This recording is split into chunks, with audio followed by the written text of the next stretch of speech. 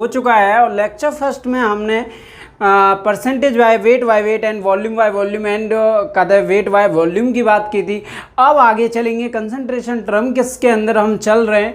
तो अगला हम जो हेडिंग बनाएंगे बच्चों वो होगा हमारा मोल फ्रैक्शन।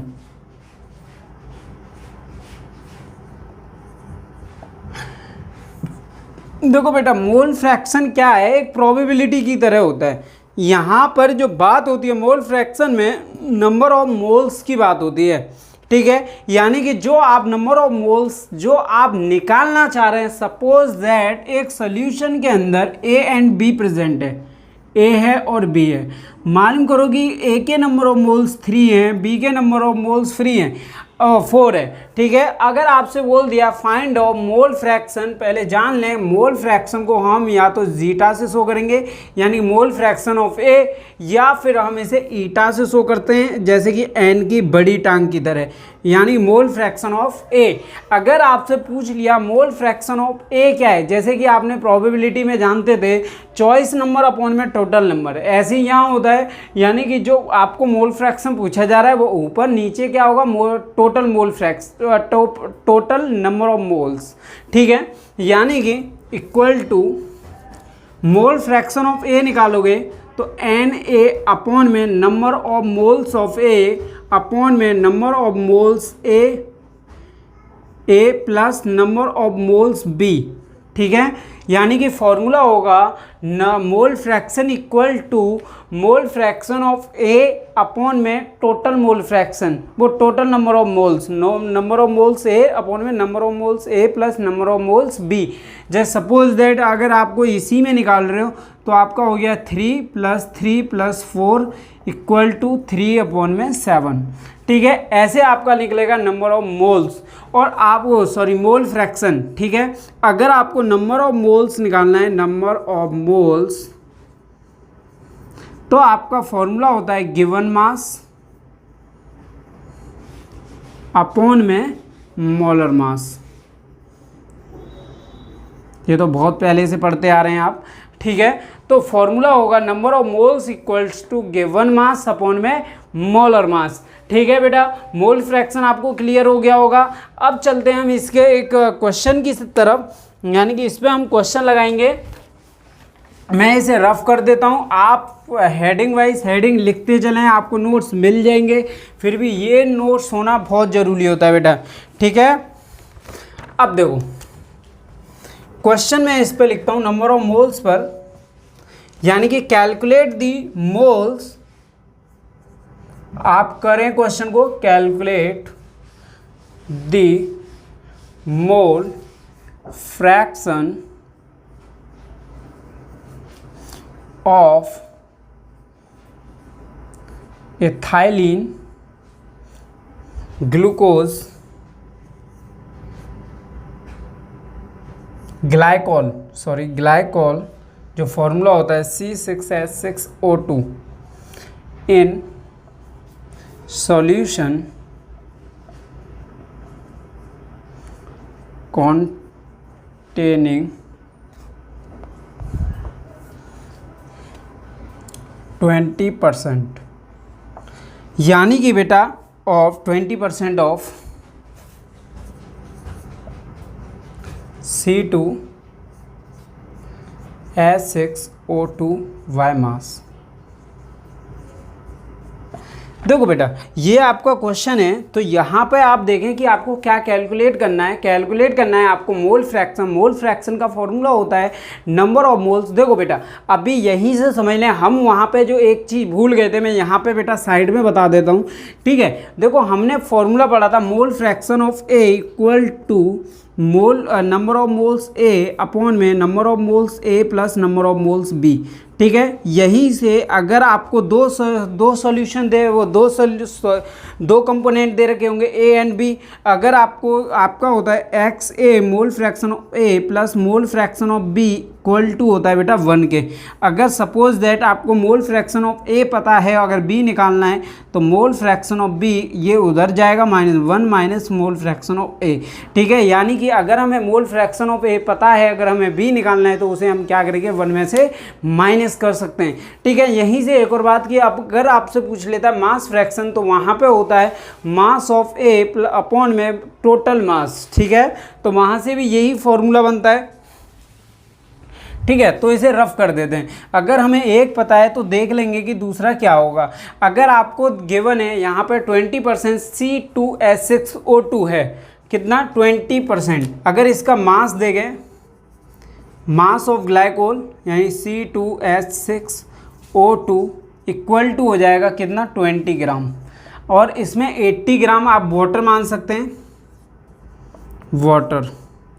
ठीक है, वाटर का जो मास होगा वो हो जाएगा 80 ग्राम, क्योंकि जब तो ये 100 ग्राम बनेगा। ठीक है, यानी कि वाटर का मास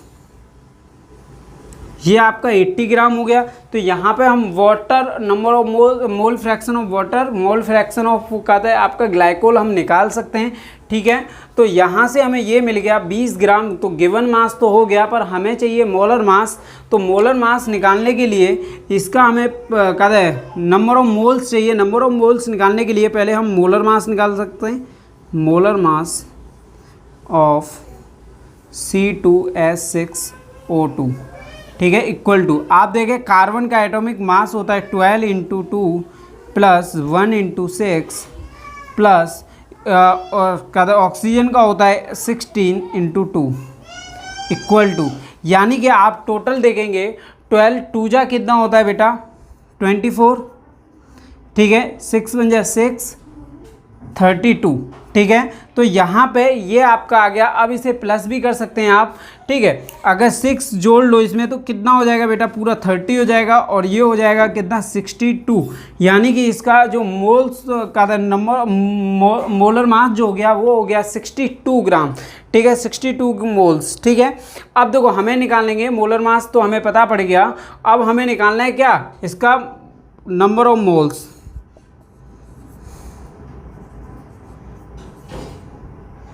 C2H6O2 का।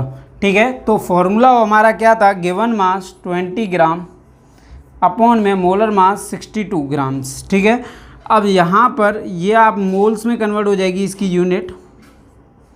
तो आप जब इसे कैलकुलेट करेंगे तो अप्रॉक्सली आएगा 0.322 मोल। ठीक है बेटा, अब देखो नंबर ऑफ मोल्स वाटर के, देखो नंबर ऑफ मोल्स H2O। ठीक है, अब यहाँ से इसका तो आप बहुत ही इजीली निकाल सकते हैं मोलर मास। हाइड्रोजन 2 और ये कितना हो गया 18 हो गया ना टोटल, तो 18। तो पहले तो इसका हमें रखना पड़ेगा, कितना आए थे हमारे, यानी कि गिवन मास इसका 80 ग्राम अपॉन में। ठीक है, मोलर मास जो आ गया इसका 18 आ गया। तो जब इसे आप कैलकुलेट करेंगे तो 4.44 मोल्स के लगभग कुछ आपका आंसर आएगा, यानी कि नंबर ऑफ मोल्स वाटर आ गया आपका 4.44 मोल्स। ठीक है, अगर आपको मोल फ्रैक्शन ऑफ ए चाहिए यानी मोल फ्रैक्शन ऑफ ग्लाइकोल चाहिए C6H6O2, C6H6O2 सही है। ठीक है, तो यहाँ से आप जब निकालेंगे इसे नंबर ऑफ मोल्स ए यानी नंबर ऑफ मोल्स इसका कितना है 0.322 अपॉन में 4.44 प्लस 0.322। जब आप इसे पूरा कैलकुलेट करेंगे तो आपका अप्रॉक्सली आंसर आएगा 0.068। ठीक है, तो नंबर ऑफ मोल फ्रैक्शन आ गया आपका ग्लाइकोल का इतना। अगर आपको मोल फ्रैक्शन वाटर का चाहिए तो 1 में से माइनस भी कर सकते हैं वाटर, यानी कि H2O 1 माइनस 0.6068। तो माइनस करेंगे तो यहाँ पर आपका कुछ आएगा 0.9, क्योंकि इसे 1 में से माइनस करना है ना, 1 9 इसे दे देगा, ये इस पर चला जाएगा तो यहाँ 16 हो जाएगा। अब बात समझ, वो जो यहाँ 10 में 9 में 6 गया 3 और यहाँ पे हो जाएगा 2, यानी 0.3232। ठीक है, तो ये आपका आ गया मोल फ्रैक्शन ऑफ वाटर, ये आ गया आपका मोल फ्रैक्शन ऑफ ग्लाइकोल। ठीक है बेटा, तो ऐसे क्वेश्चन होंगे। हम और भी क्वेश्चन इस पे देख लेते हैं। तो मैं इस क्वेश्चन को रफ कर देता हूँ।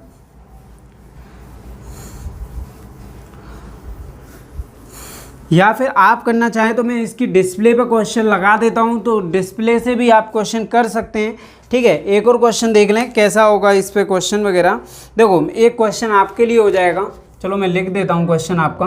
ठीक है, या फिर आप डिस्प्ले से ले लें, मैं पढ़ देता हूँ। Calculate the mole fraction of benzene in solution containing 30% by mass in carbon tetrachloride. ठीक है, आपकी डिस्प्ले पे क्वेश्चन होगा, तो इस क्वेश्चन का आंसर मेरे को ज़रूर कमेंट करें, बताएं मेरे को कि आप कर पा रहे हैं नहीं कर पा रहे हैं। ठीक है, अब यहाँ पे हमारा जो चलेगा मोलैरिटी चलेगा, कहा था जो हमारा चलेगा मोलैरिटी चलेगा। अगली जो हेडिंग होगी molarity,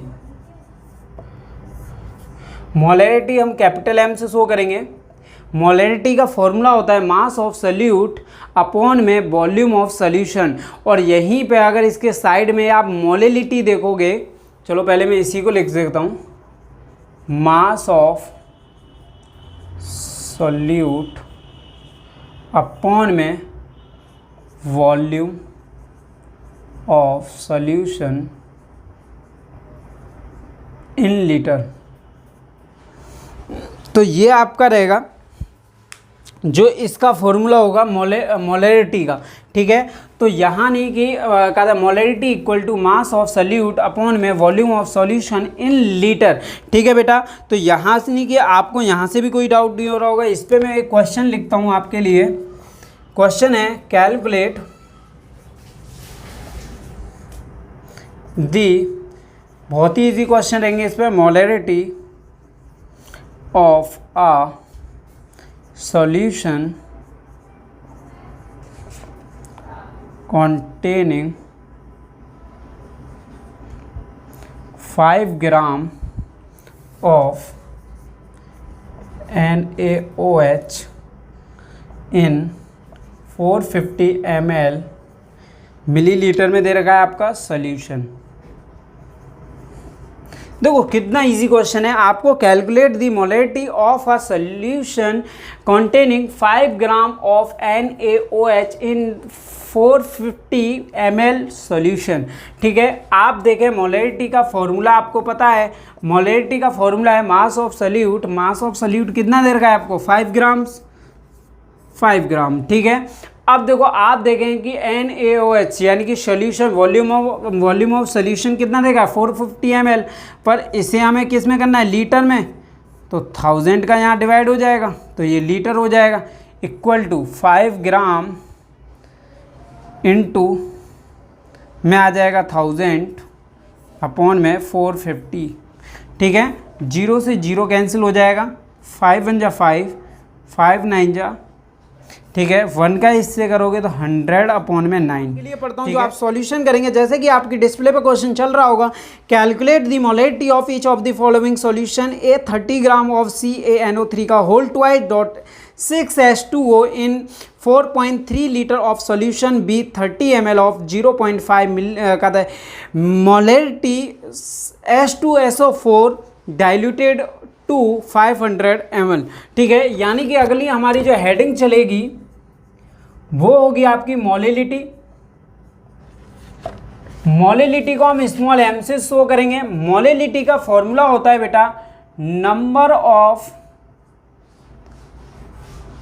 moles of solute upon mass of solvent in kg। तो ये आपका फॉर्मूला है। अगर आप kg ना हटाते हो, ग्राम लगाते हो, तो यहाँ पे इनटू में क्या लगा लोगे आप, 1000 लगा लोगे। ठीक है, तो ये है आपका मोलैलिटी का फॉर्मूला। तो हम इसके ऊपर एक एग्जांपल लगाते हैं। एग्जांपल लिखता हूँ मैं, calculate molality, calculate molality of 2.5 gram of ethanoic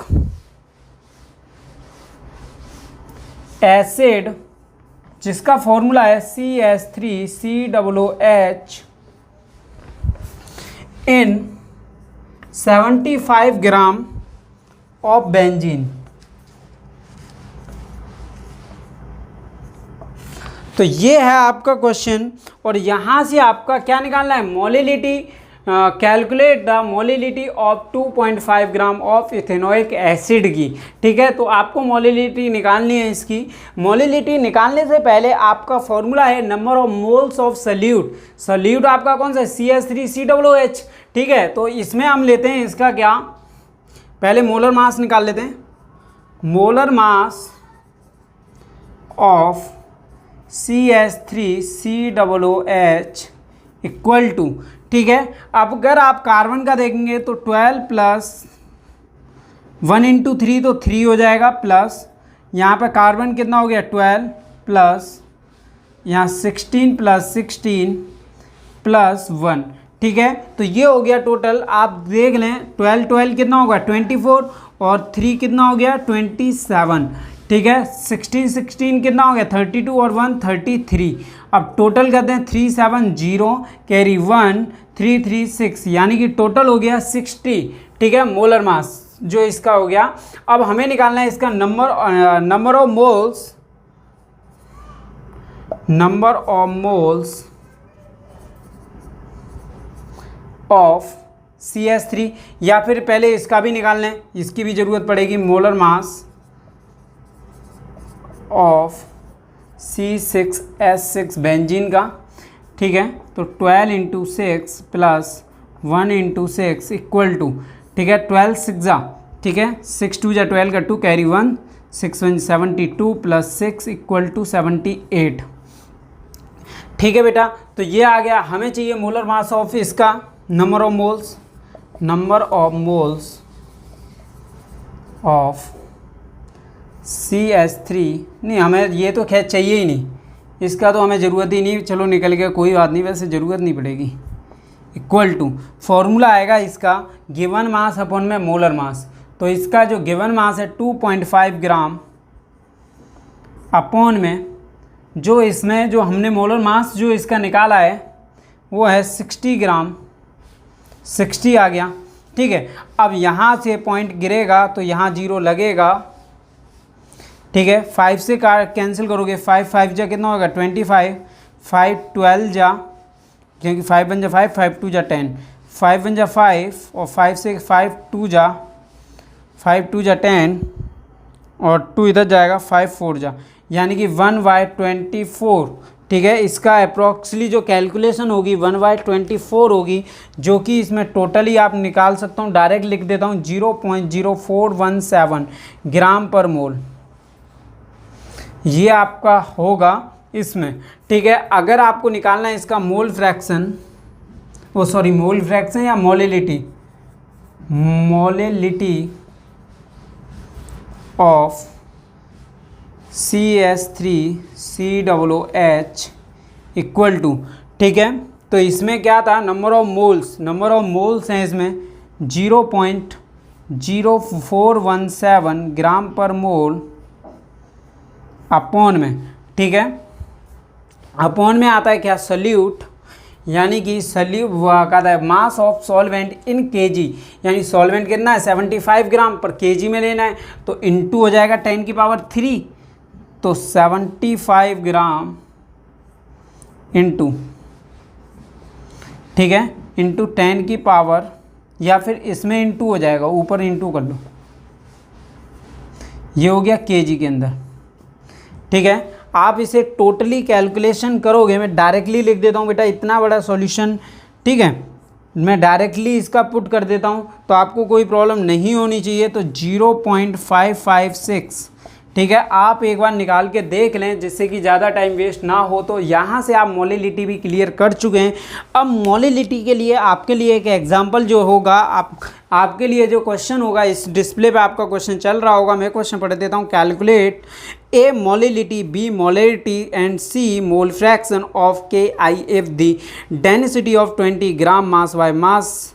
ठीक है, aqueous KI is the 1.202 gram per millilitre. ठीक है, तो ये आपका क्वेश्चन है, तो इस क्वेश्चन को आप लगाएंगे। ठीक है बेटा, तो चलते हैं हम नेक्स्ट क्वेश्चन की तरफ। तो हम करते हैं ये वाला रफ, वेरी इंपॉर्टेंट होगी, अच्छे से समझेंगे नॉर्मेलिटी क्या होता है।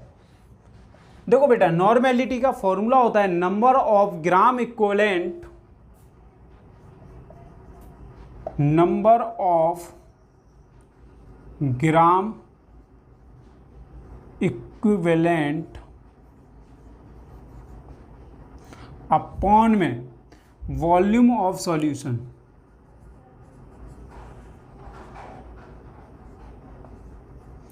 इन लीटर। ठीक है, अब यहां से बात आती है कि ग्राम इक्विवेलेंट क्या होता है, तो इसी को देखते हैं हम। Gram equivalent, gram equivalent equal to formula होता है मास अपॉन में, गिवन मास अपॉन में इक्विवेलेंट मास, इक्विवेलेंट मास। अब इक्विवेलेंट मास इक्वल टू क्या होता है, equivalent mass equal to formula होता है, इक्विवेलेंट मास निकालने के लिए फॉर्मूला होता है मोलर मास, बहुत ही अच्छे समझेंगे, मोलर मास अपॉन में एक्स। एक्स होता है आपका वैलेंसी फैक्टर, एक्स आपका होता है वैलेंसी फैक्टर। डिपेंड करता है कि वो एसिड है, बेस है या फिर सॉल्ट है। यानी कि इक्विवेलेंट मास आप कैसे निकालेंगे मैं यहीं पे बता देता हूं। अगर सपोज दैट आपके लिए एसिड दे दिया जाता है कोई, एसिड के अंदर जो यहां पे एक्स होगा वो आपकी बेसिसिटी होगी। अब बेसिसिटी एग्जाम्पल के लिए आप ले सकते हैं, एसिड के अंदर एग्जाम्पल के लिए आप ले लो H2SO4। अगर आप देखें H2SO4 एक आपका बेस है, यहाँ पे क्या देखना है, बेसिसिटी देखनी है, यानी कि H प्लस आयन देखने। H प्लस आयन कितने बेटा यहाँ 2, तो X की वैल्यू 2। अब आप कैसे निकालेंगे इक्विवेलेंट मास, यहाँ पे बेटा इक्विवेलेंट मोलर मास तो आप निकाल सकते हो इसका। कहते हैं H2SO4 का मोलर मास पुट करो, नीचे क्या 2 पुट करो, आंसर आ जाएगा। आप समझ रहे हैं ना बात। यहाँ पर क्या है बेटा, यहाँ पर इसका ऊपर मोलर मास पुट करना है, नीचे आपका जो आपकी बेसिसिटी है, जो वैलेंसी फैक्टर है कितना है बेटा 2 है। ठीक है, ये पुट करना है, आपका इक्विवेलेंट मास आ जाएगा। इक्विवेलेंट मास को यहाँ पुट करके जो आपका गिवन है मास, उसको यहाँ पुट करके आपका ग्राम इक्विवेलेंट आ जाएगा। ठीक है, अब आपका चलते हैं बेस के लिए। बेस में देखेंगे एसिडिटी, यानी कि OH माइनस आयन। क्या देखेंगे भाई, OH माइनस आयंस देखेंगे, जिसका फॉर्मूला हम ले सकते हो, जिसका एग्जांपल ले लो CaOH का होल ट्वाइस। अब यहाँ पे OH माइनस आयन देखना है तो भाई कितना है, 1, और ये बाद में बाहर होल ट्वाइस लगा हुआ है तो 2 होंगे, तो बैलेंसी फैक्टर आपका 2 हो गया। ठीक है, यहाँ पे इसका भी आप मोलर मास पुट करोगे, बैलेंसी फैक्टर पुट करोगे, आपका इक्विवेलेंट मास आ जाएगा।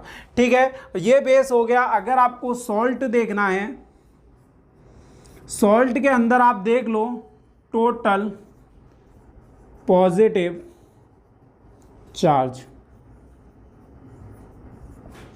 Total positive charge. ठीक है, ये आपका क्या होगा, सॉल्ट होगा। जैसे कि एग्जाम्पल के लिए आप सॉल्ट के अंदर एग्जाम्पल ले सकते हो Na2CO3, Na2CO3।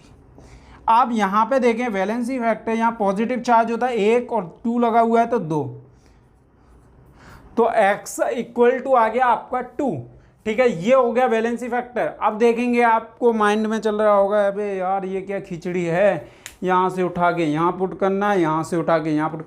भाई ज़्यादा डिफिकल्ट नहीं है, अभी करके देखते हैं। एक न्यूमेरिकल इस पर अभी करके देखते हैं कितना हार्ड हो सकता है क्वेश्चन। याद रखना, इसे लिख लेना बेटा। एक न्यूमेरिकल अभी के पुट करके देखते हैं, इस पर अभी कैलकुलेट करेंगे। Question if 0.98 gram of H2SO4 are present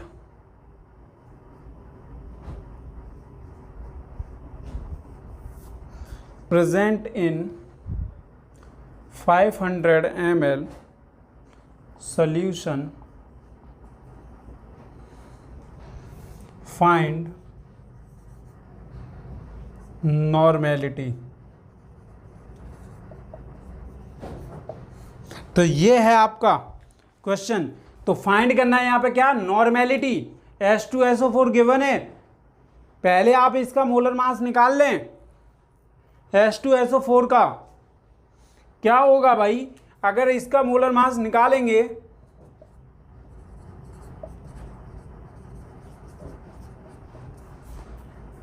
molar mass 1 × 2 plus 1 × 32 plus 16 × 4, तो यहाँ पे आ गया कितना 2 प्लस 32 प्लस 64। अब बात क्लियर है, ठीक है। 4 2 कितना होता है, 4 और 2 6 और 2 कितना हो गया 8 और 3 6 9, तो 98 आपका मोलर मास आ गया इसका 98। आपने निकाल लिया ना मोलर मास। अब आपको देखना है यहाँ पे इसका इक्विवेलेंट मास निकालना था। इक्विवेलेंट मास का फॉर्मूला था गिवन मास अपॉन में मोलर मास। गिवन कितना है, वो पहले इक्विवेलेंट मास निकालने के लिए फॉर्मूला था मोलर मास अपॉन में बैलेंसी फैक्टर कितना है भाई 249। तो ये आ गया आपका इक्विवेलेंट मास। अब इक्विवेलेंट मास के बाद हमें निकालना था ग्राम इक्विवेलेंट।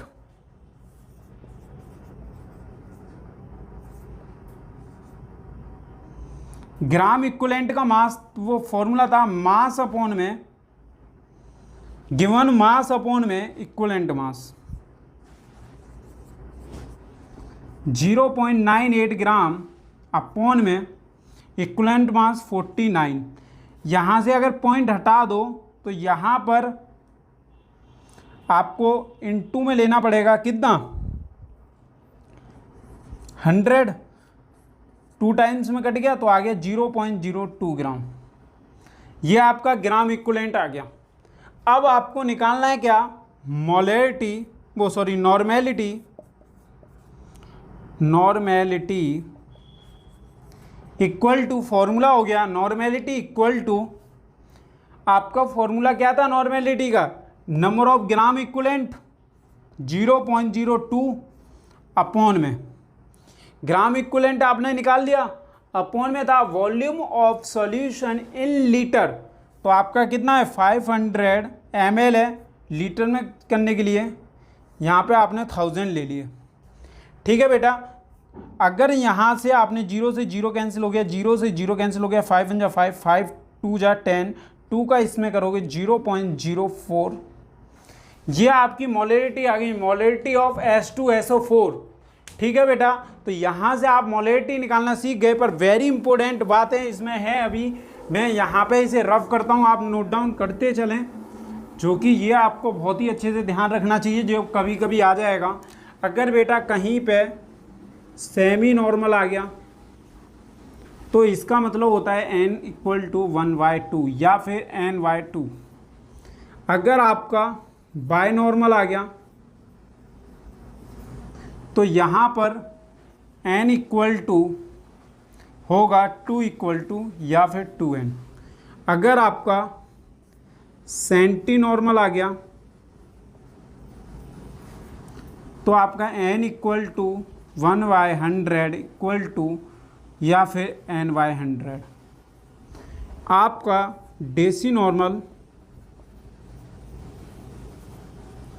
n = 1/10 या n = 10 n/10। तो ये बेटा याद रखना, अगर ये सपोज दैट यहाँ से सेमी नॉर्मल मास फाइंड करवा लेता तो सेमी नॉर्मल की जगह 1/2 रखते। ठीक है बेटा, तो यहाँ से आप इसे करना सीखें कैसे भी, semi normal, bi normal, centi normal, deci normal. ठीक है, तो इस पर भी हम एक एग्जांपल ले लेते हैं, पर मेरा मार्कर मांग रहा है प्यास यानी कि इंक, तो मैं थोड़ी सी इंक डाल देता हूँ और क्वेश्चन को, चलो पहले क्वेश्चन को लिख देता हूँ, आप जब तक करेंगे बैठेंगे भी नहीं। वीडियो को भी वैसे भी पॉज कर लें, पॉज कर करके क्वेश्चन को सॉल्व करें। इस पे क्वेश्चन नहीं है, क्वेश्चन होगा इस पर। हाँ, तो क्वेश्चन लिखता हूं मैं, find the mass of NaOH present in 250 ml of semi-normal solution। Semi normal solution, ठीक है। तो ये आपका क्वेश्चन है, तो वीडियो को पॉज कर लें और क्वेश्चन को पहले ज़रूर लगा के देखें। देखो बेटा, करना क्या है कि आपको सेमी नॉर्मल आपको दे रखा है और आपको मास फाइंड करना है। क्या फाइंड करना है भाई? मास फाइंड करना है। Find the mass of NaOH present in 250 ml of semi normal, ठीक है बेटा। जैसे कि मैं इसे रफ कर देता हूँ। आपको पता है जो आपको गिवन है, पहले आप कहोगे कि मुझे इक्विवेलेंट मास निकालना है भाई, तो निकाल लो इक्विवेलेंट मास। इक्विवेलेंट मास का फॉर्मूला क्या होता है? मोलर मास अपॉन में वैलेंसी फैक्टर, मोलर मास यानी कि 23 होगा, ठीक है। O प्लस 16 प्लस 1 यानी कि ये कितना हो गया? 24 और 16 यानी कि 0 कैरी 1 1 2 कितना हो गया? 3 और 1 4 40 हो गया। 40/Na यानी कि 1, तो ये आ गया 40, ठीक है। बैलेंसी फैक्टर 1 होने वाला था। अब यहाँ से हमने इक्विवेलेंट मास निकाल लिया। अब हमें ग्राम इक्विवेलेंट निकालना था, तो वो तो हमें दे नहीं रखा, चलो फिर भी लिख देते हैं। ग्राम इक्विवेलेंट इक्वल टू था मास अपॉन में इक्विवेलेंट मास। अब मास तो हमें फाइंड करना है भाई, यही तो हमें फाइंड करना है। इक्विवेलेंट मास पता है हमें 40 है, ये हमें अच्छे से पता है। चलो भाई, ये भी हमें पता है। तो हमारा जो नॉर्मेलिटी इक्वल टू होती है N equal to gram equivalent, number of gram equivalent upon में वॉल्यूम ऑफ सॉल्यूशन।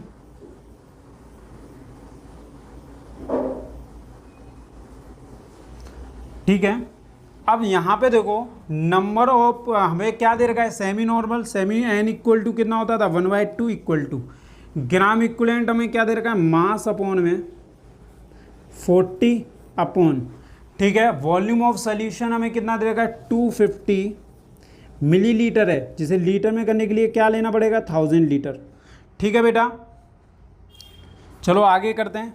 तो 1/2 equal to mass by 40 into 1000/250, यही होगा ना, ठीक है। 0 से 0 कैंसिल, अब इस 0 से ये वाला 0 कैंसिल, 5 1 जा, 1 मिनट, 5 2 जा 10, क्योंकि 0 से 1 0 कैंसिल, 0 से ये वाला 0 मर गया, और 5 2 जा 10, 5 5 जा 25, और 2 1 जा 2, और आपका 2 2 जा 4, ठीक है। 5 2 जा 10 यानी 1/2 इक्वल टू मास अपॉन में 10 ग्राम आ गया, ठीक है। 10 इधर आएगा तो यहाँ पे हो जाएगा 10/2, यहाँ 1/2 इंटू में आएगा 10 इक्वल टू मास, तो मास इक्वल टू हो गया 5 ग्राम। हमारी एक लास्ट हेडिंग रह गई है, यानी कि अगर हमारा डाइल्यूटेड सॉल्यूशन दिया जाता है या फिर हमें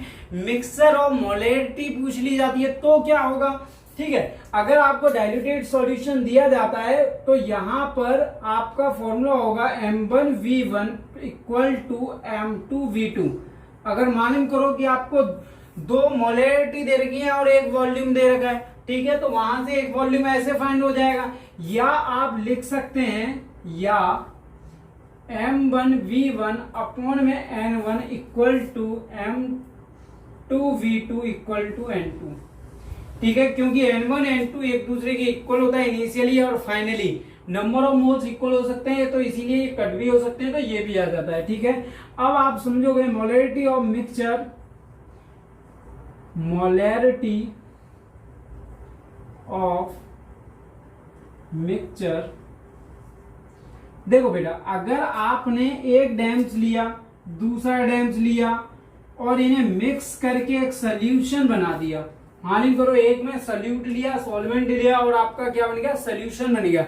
यहां की मोलैरिटी कुछ है, यानी कि M1 V1 होगा मोलैरिटी और वॉल्यूम, यहां का होगा M2 V2 होगा।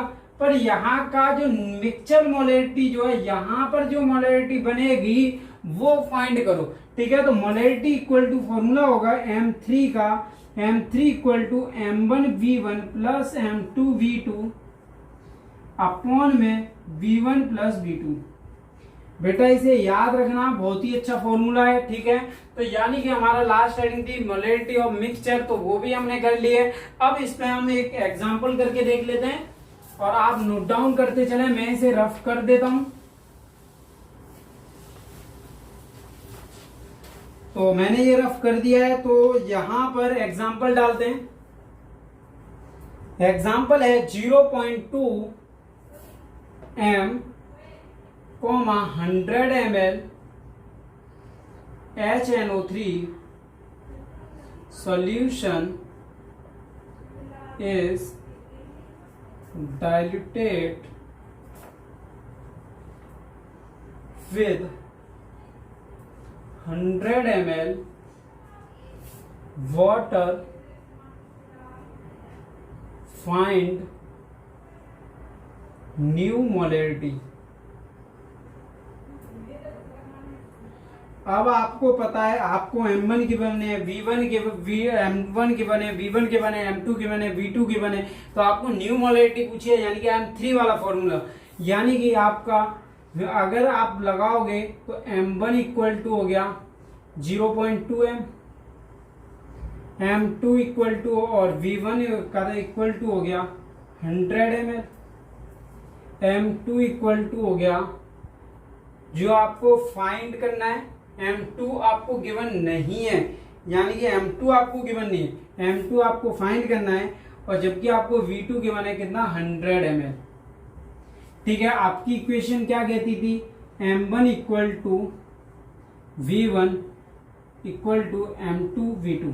ठीक है, तो यहां से M1 0.2 m into V1 100 ml equal to M2 पता नहीं है 100 ml, 100 से 100 कैंसिल, तो M2 equal to 0.2 ml।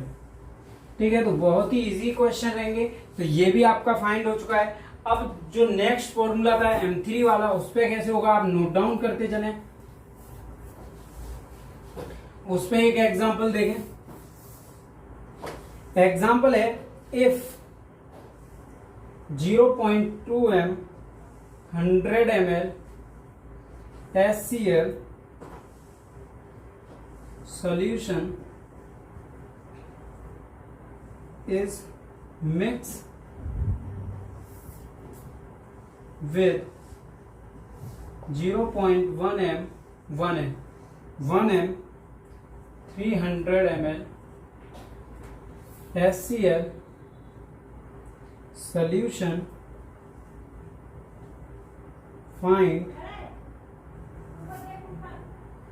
molarity of mixture। Find करना है मोलैरिटी ऑफ मिक्सचर। यहां से आपको पता है M1 equal to 0.2 m and V1 equal to 100 ml and M2 equal to 0.1 m molarity, और आपका V2 इक्वल टू 300 ml। आपका न्यू सॉल्यूशन पूछा गया है, यानी कि M3 equal to M1 V1 plus M2 V2 upon में V1 plus V2 equal to M1 0.2 m into V1 100 ml वो 100 मिलीलीटर प्लस 0.1 ml वो मिलीलीटर इंटू 300 मिलीलीटर अपॉन में V1 जो होगा वो आपको गिवन है 100 ml plus 300 ml equal to जो आपको फाइंड करना है M3 यानी कि 0.2 का मल्टीप्लाई 1 से करोगे तो 0 से 1 0 तो 20 आ जाएगा प्लस, ठीक है चलो यूनिट बाद में लिख लेंगे 20 प्लस, और उसका 300 का मल्टीप्लाई करोगे तो 30 अपॉन में कितना 400 मल्टीप्लाई प्लस कर दो 3 2 कितना 5 0 अपॉन में 400 0 से 0 कैंसिल 5 1 जा 5 5 8 जा 1/8 यानी कि 1 में 8 का डिवाइड कर दो होगा नहीं है, फिर 0.1 लगाया यहाँ एक 0 ले लिया 8 1 जा 8 माइनस किया 2 0 लिया 8 2 जा 16 फिर 4 8 5 जा 4 यानी कि आंसर होगा आपका 0.125 m। ये आपके M3 की वैल्यू आ गई। तो बेटा ये आपके लास्ट क्वेश्चन थे, ठीक है, और आप पूरा लेक्चर पढ़ें, अच्छे से पढ़ें और मेरे को जरूर बताएं बेटा आपको कितना समझ में आ रहा है या फिर वीडियोस के अंदर कितना चेंज आ रहा है, कितना चेंज करना चाहिए, ठीक है, क्या चेंज होना चाहिए कि सर ऐसे नहीं ऐसे समझाएं। बेटा सपोर्ट जरूर करें और वीडियो को ज़्यादा से ज़्यादा शेयर करें, अपनी फ्रेंड ग्रुप में शेयर करें जिससे कि इस वीडियो का सारे फायदा उठा पाएं, ठीक है।